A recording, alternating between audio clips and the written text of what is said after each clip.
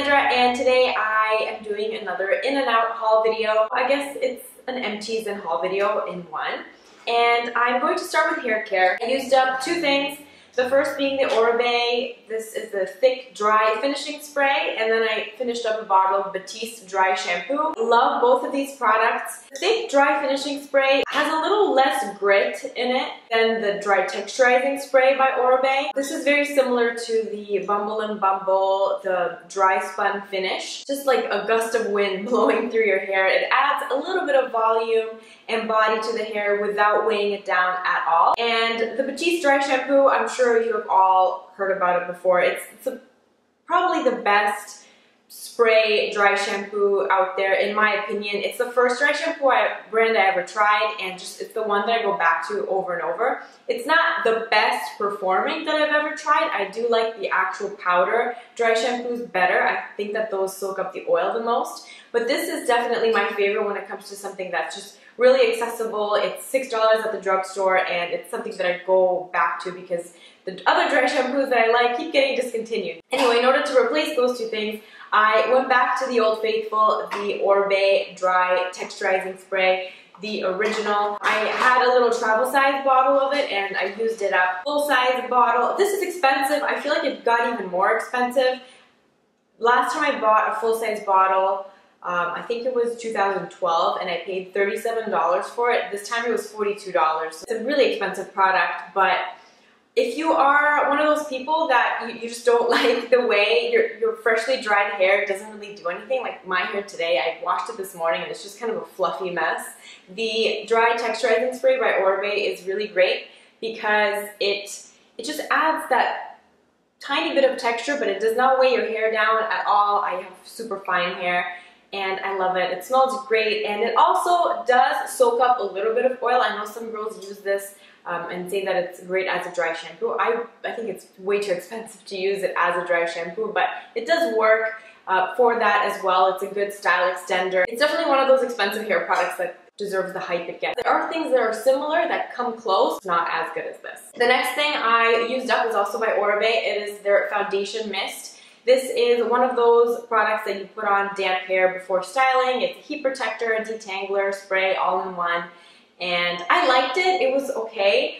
But what I purchased instead of it, I love even more. And I got the Bumble Hairdresser's Oil Primer. This is so good. I had a couple of little samples of this from Sephora and I loved them so much. I had to buy the full size. And then I was running out of this, so it ended up being the perfect timing. This is a lot better than the Oribe, and this smells so good. It speeds up drying time, it gets rid of frizz, it makes my hair feel super soft. It just makes the whole blow drying experience pleasant for me. So if you have not tried this, I highly suggest that you try it because it's awesome and you get a good amount of product. It also protects your hair from UV lights, which, you know, if you have color treated hair, sometimes the sun can fade that out. So it has all sorts of good stuff in it. The next two things are makeup, and what was going out is the Guerlain Le Fume palette. I like that palette. I believe I have some videos showing it, and I've talked about it on my blog before. It's a beautiful palette. Guerlain eyeshadows are nice, but I just felt like I was not reaching for it as much as I should, especially for the price of a palette like that. So I actually gave it away to one of my best friends. She has lighter eyes and it just looked so much more beautiful on her. It actually just made her eyes look really sexy and sultry, and it didn't really do that on me. I liked it on me, but I didn't love it, and I think that it found a better home. So I gave that palette away to my friend, and obviously that was justification for me to get two more eyeshadow palettes, right? So I finally took the plunge and got into the Naked zone. I was going to get the Naked Basics 2 palette, but then I was just afraid that would be too ashy on me, and so I stuck with the original. So I got the original Urban Decay Naked Basics palette, and I love the fact that it has mostly matte shades. I love matte eyeshadows. It's super pretty. I'm sure a lot of you have seen this before, and it's just something that I know I will get a lot of use from. I'm not planning on getting the big Naked palettes or the second one. I think this definitely fills the void in my collection. I also don't have too many of these light colors, so I definitely think this will come in handy. And the next eyeshadow palette that I got is a quad from the Peau Fall collection, and I I bought a Clé de Peau eyeshadow last year from their fall collection. It ended up being one of my favorite eyeshadows of all time. I still use it a lot. And so I got the quad in number 303. I thought I would want number 306 the most. That's the one that I was gravitating towards. When I got to see these in real life, for some reason, I just thought 303 would be more appropriate. I would get more use out of it. 306 is nice, it's more taupey, but I already have so many taupe eyeshadows. I just gravitated towards this one instead. The thing that's kind of annoying about Clé de Peau is that you buy the product and you have to buy the case separately. I didn't buy the case. The case was an extra $25. This was, I believe, $59. Slightly cheaper than Chanel, but you don't get the actual packaging. You have to spend extra money on that. It doesn't bother me right now that I don't have a compact. And this is the Clé de Peau eyeshadow quad in shade number 303.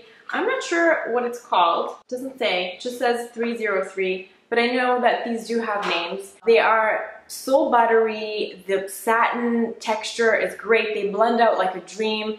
They don't crease. They don't have any fallout. They are just beautiful, high quality eyeshadows, which you would expect because the price is pretty high up there. And I'm planning on using this in a bunch of face of the day, like look blog posts. Maybe I'll do a compilation. I'll wear it every day for a week. I'll try to do different looks and put it all together in a blog post. If you guys want to see that, let me know and I'll do that. Now when it comes to skincare, I've used up quite a few things and I have reviewed them all on my blog before, so if you want more information on them, I will have links to everything below. I used up the Paula's Choice 2% BHA liquid. I did not like this and I would not buy it again. It left a greasy residue and I didn't like the way it felt on my skin. I found it kind of useless. I used up the Pie Geranium and Thistle moisturizer. This was really nice, but it was very expensive for just being a basic moisturizer, so I wouldn't buy it again. Next thing that I used up was the Avène Cleanse K. This is a lotion that has exfoliating properties. It had some salicylic acid and lactic acid in it.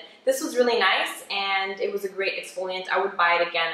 It worked very well for me. It was a slightly stronger version of Effaclar K. So if you like Effaclar K by La Roche-Posay and you want something stronger, you should give the Avène Cleanse K a try because it is a little bit stronger and I found it more effective for me. And the last thing I finished up is the La Roche-Posay Toleriane Cleanser. This is the Purifying Foaming Cream. I love this. It's one of my favorite cleansers that I've ever tried and I will definitely repurchase this. But I felt like I needed something, I wanted to try something different and I decided to buy from Sephora the introductory, I think it's like the three-step kit from First Aid Beauty. So I bought it. I think it cost about $30 or $35 and you get 3 travel size items. Facial radiance pads, which actually I bought another one of these to take while I was traveling and I really liked it, so I'm glad this came in this set as well. These are exfoliating pads. They're very gentle. They have glycolic and lactic acid in them and they're just gentle enough for everyday use. And it also came with the First Aid face cleanser, just a nice basic cleanser, and their Ultra Repair Cream, which gets a lot of really good reviews. So stay tuned and I'm sure I'll let you know if I like them or not in an upcoming video. So that is it. Those are the products that I have been getting rid of and buying in recent times. I hope you're having a wonderful day and I'll see you next time. Bye.